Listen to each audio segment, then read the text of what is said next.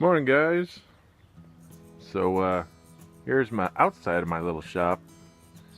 Here's the signage on there.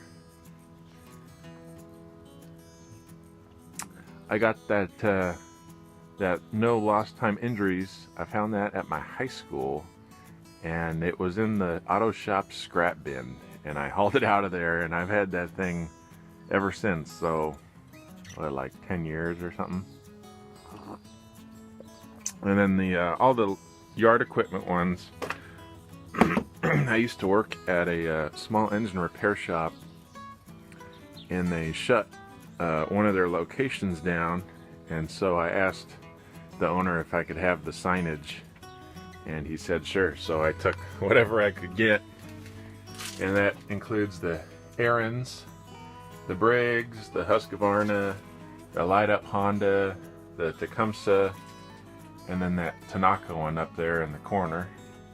And I do have more alongside right there, but I don't really have room very much anymore. And also snagged this spark plug cabinet that was still new in the box. So well, we were back working on our rearranging, and in the process of rewiring the saw there, my breaker tripped. So I'm gonna go flip my breaker, and we'll get back to it here. And yeah, so let's get back to it. Alright guys, well, I had to go to the hardware store and pick up a new switch. I didn't know what was really wrong with this one, but it would not shut off the motor when it was running. So got a new switch, mounted it up.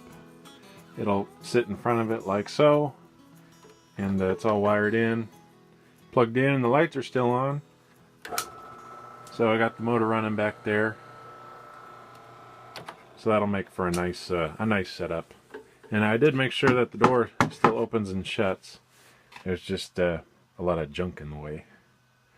So I'll bolt this down, bolt the motor up, and put the belt on, and then we'll see it run a little bit, and then we'll keep on working on the plethora of junk here for your guys' entertainment, of course. So let's button this up and hear a run.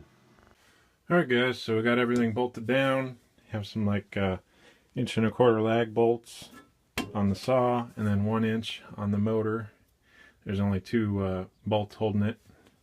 And I tightened up the belt here.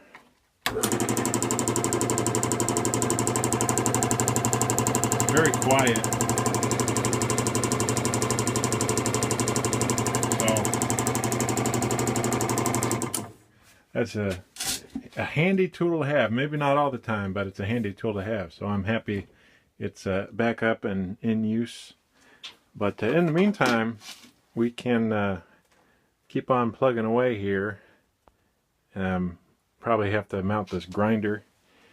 Mount that, and I got my little heater here, so I gotta find a home for that. That won't set anything really on fire, but I only use it when I'm in the shop. I don't leave it on when I leave. And so we'll just keep on going here, guys. Alright, so now that we got it up and running, I'm trying to figure out a place for my bench grinder here. And on this table, it just kind of gets everywhere, and bench grinders just need their own space. So I'm going to make a little stand for it and mount it back behind my door right here. And I still have plenty of clearance for my door.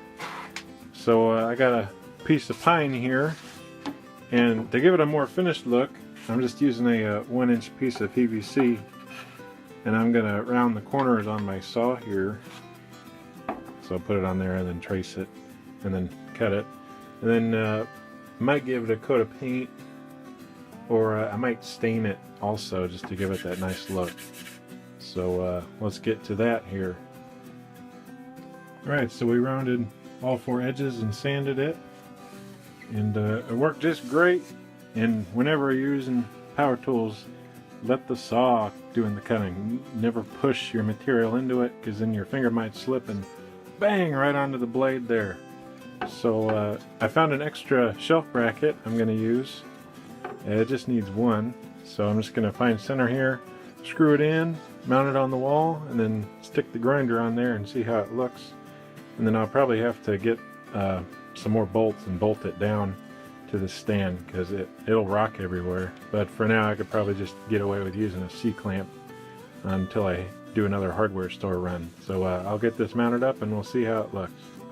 Alright, so we cleared up that space, and I got the bench grinder mounted with just a C-clamp, which that'll actually suffice because whenever I want to turn it to gain more access to it.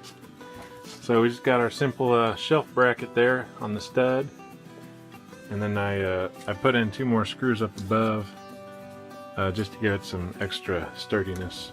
So that's not going nowhere, and it clears the door when it opens.